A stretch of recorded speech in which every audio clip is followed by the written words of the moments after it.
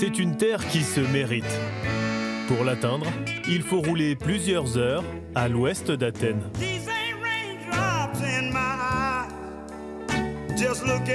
Puis franchir le canal de Corinthe, avant de s'enfoncer dans ses reliefs montagneux et ses côtes découpées.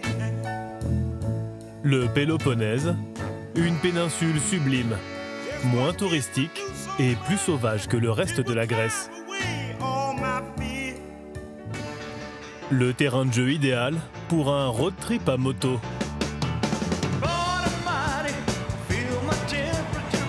Quelque part sur les routes escarpées du sud, Agathe et Jérémy en prennent plein les yeux, confortablement installés à l'arrière de ces bolides.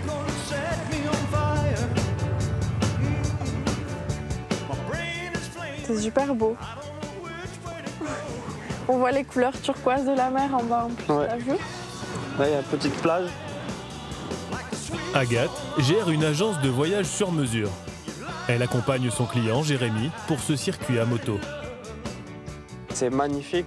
Les paysages époustouflants avec l'eau turquoise, les montagnes, personne sur la route. En voiture, on ne sent pas forcément aussi bien toutes les odeurs. Et quand on est passé au pied de la montagne, il y avait plein d'odeurs différentes. Puis on arrive en haut et le paysage, il a coupé le souffle, quoi. Et le Péloponnèse, ce n'est pas qu'une belle carte postale.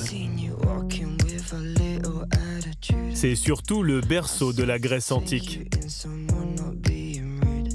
De Sparte à Olympie, ici se sont écrites les plus belles histoires de la mythologie. Les plus beaux endroits sont les plus durs à atteindre. L'antithèse des Cyclades. Ici, pas de petites maisons blanches aux coupoles bleues, ni de clubs où danser toute la nuit comme à Mykonos, mais des villages de pierre aux allures de forteresses, des paysages arides et un terroir généreux. Qu'est-ce que ça pense? Elle a une belle couleur. Nous vous emmenons hors saison à la découverte de cette terre authentique et bénie des dieux.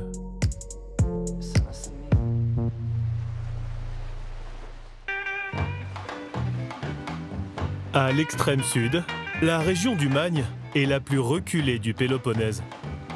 Une terre austère et préservée qui servait autrefois d'axe commercial avec le reste de la Méditerranée. Ce sont des débris de poterie. On en trouve beaucoup dans le coin. C'est la pêche du jour. Fils de marin, Alexandros Kyrimis connaît ces paysages depuis toujours. Enfant, il passait ici tous ses étés. Aujourd'hui, il y vit à l'année. Il y a pas mal de grottes et d'endroits secrets qui étaient utilisés par les pirates à l'époque. Il y a une atmosphère particulière. C'est très sauvage par ici. Une ambiance de bout du monde dans laquelle Alexandros a tenté il y a quelques années un pari un peu fou. Transformer cet ancien entrepôt maritime qui appartenait à sa famille en boutique-hôtel. Les bateaux chargés de marchandises arrivaient par là et ils s'arrêtaient au milieu de la baie. Ensuite, avec des bateaux plus petits, on ramenait les produits jusqu'à la rive. Et on les amenait en chariot jusqu'à l'intérieur. Et maintenant, on vient ici juste pour commander un café.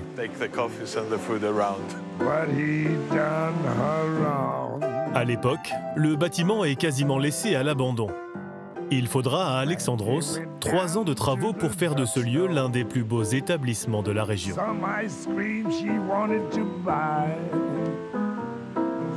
J'ai un peu le vertige, mais la vue est pas mal.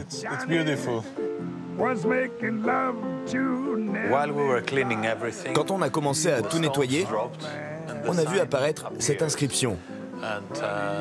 C'est une sorte d'hommage à l'un de mes ancêtres. Plus précisément, au frère de mon arrière-grand-mère. Je venais ici avec mes amis, on pêchait, on faisait du feu. On adorait ce spot et on s'est toujours dit que c'était un endroit magique avec un tel emplacement. Après, c'est vrai qu'à l'époque, c'était pas le grand luxe, mais ça a toujours été très charmant. Vous auriez pu garder le secret pour vous, Ouais, c'est vrai que mes amis sont pas franchement ravis que j'en ai fait un hôtel. Et puisqu'il aime faire parler les vieilles pierres, Alexandros vient de se lancer un nouveau défi à quelques kilomètres de là. Dans le village de Vathia, suspendu au sommet d'une colline, où règne une ambiance de Far West. La plupart des bâtiments ici sont des ruines. On l'appelle le village fantôme. Un village abandonné depuis plusieurs décennies, mais Alexandros, lui, s'y voit déjà. Voilà, c'est là. C'est notre nouveau projet. C'est l'ancienne boulangerie. Et on va la transformer en boutique-hôtel. J'espère qu'un jour tout cela sera restauré. Bon, après il faut beaucoup d'imagination et de travail, mais Vathia est un village très connu. Le problème, c'est qu'il n'y a rien à y faire pour l'instant. Les gens viennent, font des photos et repartent. Mais moi je pense qu'il y a du potentiel ici. Vivre dans le Péloponnèse, c'est avoir la chance de profiter d'un cadre exceptionnel à l'année. En fin de journée, Alexandros et sa petite famille ont leurs habitudes dans une crique, à 2 pas du site archéologique de Kinépolis. Tiens, il y a un peu de fromage là. Et de l'huile. Ah bah non, il n'y en a plus. On aime bien venir nager ici. Et c'est agréable parce que les rochers font un peu d'ombre en été. C'est un ancien lieu de prière ici. On venait y rendre hommage à des divinités. Donc il y a une énergie particulière. Même quand vous organisez un pique-nique ici, c'est sous le regard des dieux. Ouais, il y a 12 dieux. Donc on est bien protégés. Dans la région, difficile d'éviter les références à l'histoire et à la mythologie. Le théâtre d'Épidore, la cité antique de Mycène, royaume d'Agamemnon, ou encore Olympie, berceau des Jeux olympiques. Du nord au sud, c'est tout le passé de la Grèce qui est inscrit dans le paysage. Comme à Nauplie, ancienne cité vénitienne, qui avant Athènes fut la première capitale du pays. Je crois qu'on y est là. Dimitra Kolotoura et son équipe s'attaquent ce matin-là à l'ascension des 999 marches qui mènent au sommet de la forteresse de Palamède. Les plus beaux endroits sont les plus difficiles à atteindre. Mais ça vaut le coup, non? Dimitra est styliste. Je pense qu'on peut démarrer par là.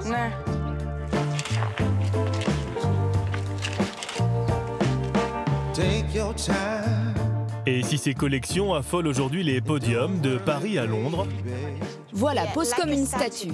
c'est ici qu'elles sont nées, sur les terres des dieux de l'Olympe. Le Péloponnèse a rayonné dans le monde entier autrefois.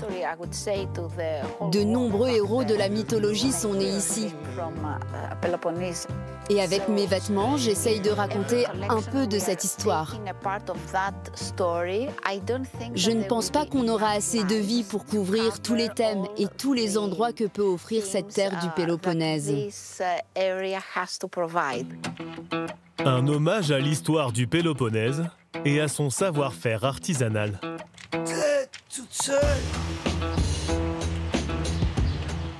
Bonjour, ça va? Bonjour. Dimitra a rendez-vous cet après-midi chez Haris Tsonevrakis pour discuter de sa nouvelle collection. Alors, qu'est-ce qu'on a de beau? Un artisan passionné qui collabore avec de prestigieuses maisons comme Dior. Sous ses mains habiles, des motifs inspirés des costumes traditionnels grecs s'offrent une nouvelle vie. Par exemple, ce détail vient du bas de ce vêtement qu'on appelle la fustanella. C'est le costume traditionnel masculin. On prend ce détail et on le grossit sur ce sac. L'atelier d'Haris est un vrai petit musée où l'on trouve de vieux vêtements pas forcément taillés au goût du jour, Oh mon Dieu, c'est serré. ou encore de vieux ouvrages sur la mode grecque. Ah, c'est pas sur Instagram que vous trouvez votre inspiration. Non, on est à l'ancienne, on préfère les livres. On aime fouiner dans les archives. Et au détour des pages, Harris a une petite surprise pour nous. Une archive collector. Ah, mais oui! Tu reconnais? C'est qui? Je sais pas, ça vous dit rien? Lui, c'est votre boss. Il porte un costume traditionnel de sa région, Missolonghi. Et il le porte avec fierté. Dans le Péloponnèse, les racines, c'est une affaire sérieuse. Et pendant que certains retissent les liens avec le passé, d'autres retroussent leurs manches pour mettre en avant le terroir. On appelle Harris. Quand ils sont de passage dans leur village près de Kalamata, Pierre Julien et Grégory Chantios démarrent inlassablement leur journée de la même manière. On est pas mal là. Le café frappé, c'est ce qu'on trouve en Grèce un petit peu partout dans tous les cafés. Les Grecs ont l'habitude de boire leur petit café frappé, toujours froid. Nous, on l'aime metrio, mégala, un peu sucré, un peu de lait. Les deux frères, franco-grecs, produisent ici une huile d'olive d'exception qu'ils revendent en France. Parmi leurs clients, de nombreux chefs étoilés. On vit toute l'année voilà, aux quatre coins de la France avec un rythme un peu soutenu. Et c'est vrai que quand on arrive au village, ça fait du bien de se poser un petit peu. Une pause de courte durée, car Pierre Julien et Grégory sont attendus à 5 minutes de là. Au milieu des champs d'oliviers, le reste de leur famille est déjà sur le pont.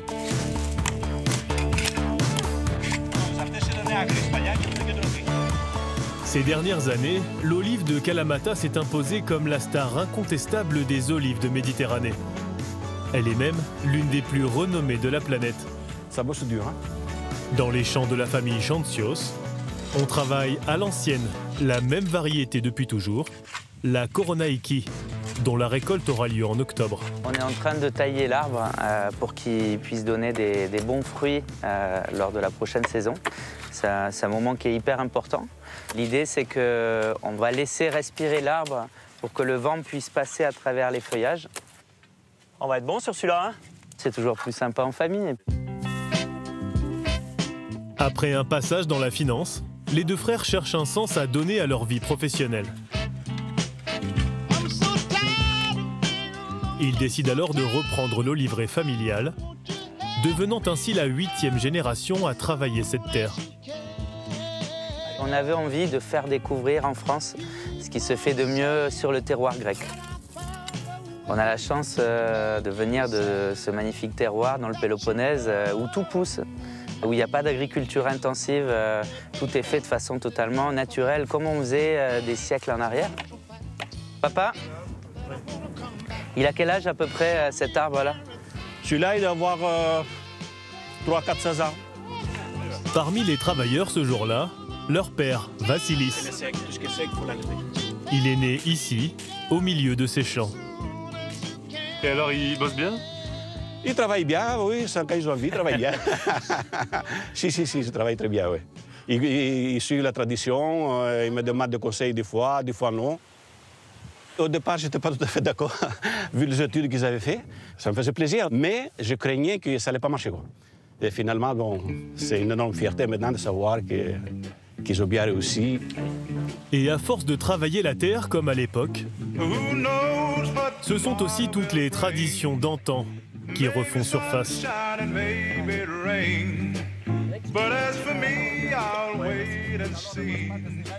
À chaque fois qu'on vient dans les champs pour travailler, il y a la soupe. Alors au moment de la récolte, c'est la soupe de la récolte qui reste la même, toujours traditionnelle, haricots blancs, carottes, feta et huile d'olive. On installe toujours une table comme ça dans les champs au milieu. Et ça permet de passer aussi un moment convivial, de se reposer avant de réattaquer pour l'après-midi. Dans le Péloponnèse, les couleurs semblent plus vives qu'ailleurs. Du vert des oliviers au bleu turquoise de la mer.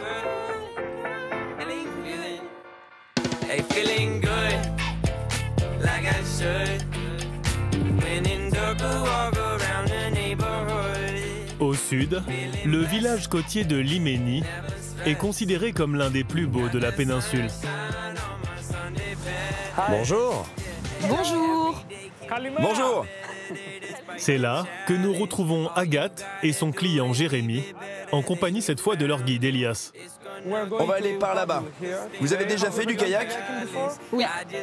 Les deux Français ont laissé leur moto au garage pour enfourcher un autre genre de monture. Jérémy, installe-toi là.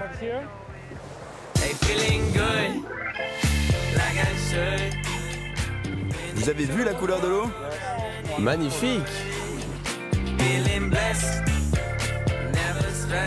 Et à cette époque de l'année, ils ont la baie rien que pour eux.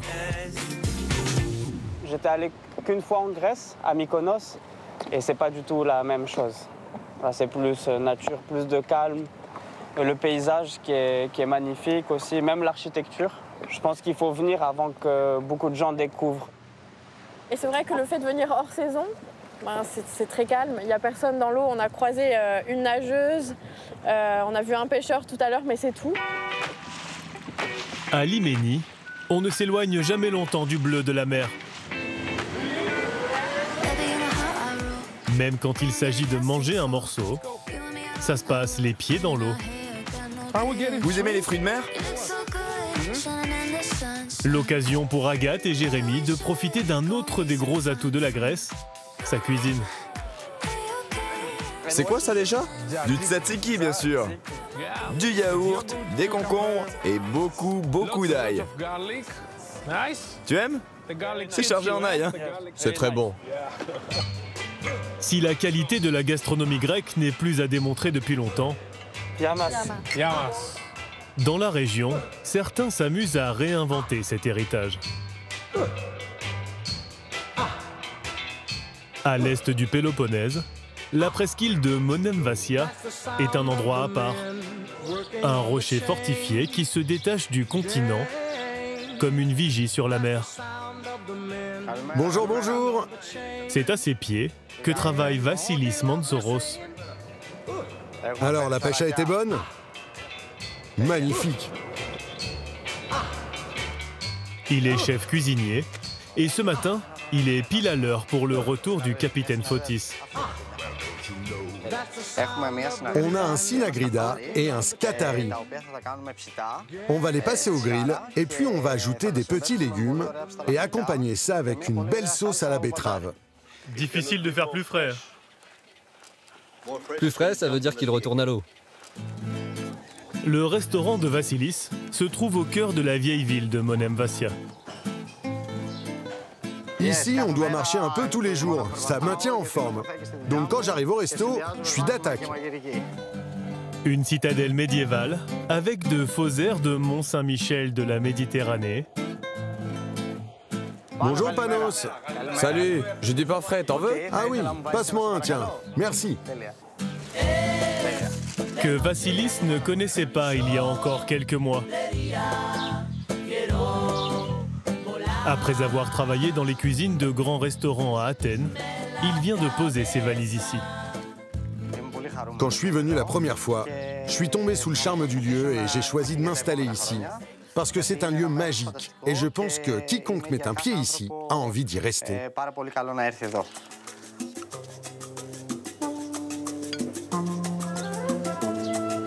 Cet après-midi, avec sa patronne Nectaria, la propriétaire du restaurant, Qu'est-ce que tu nous concoctes de beau? il teste une nouvelle recette.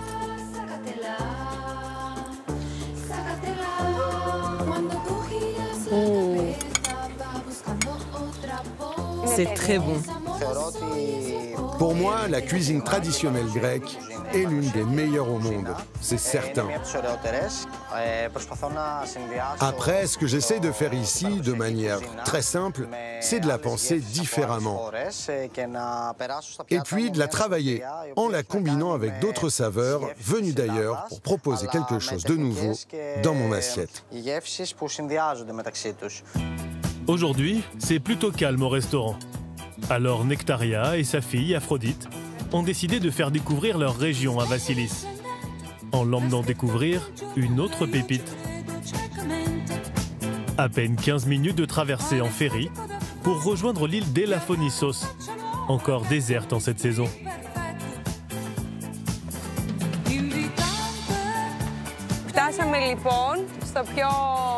Voilà, moi j'adore cet endroit.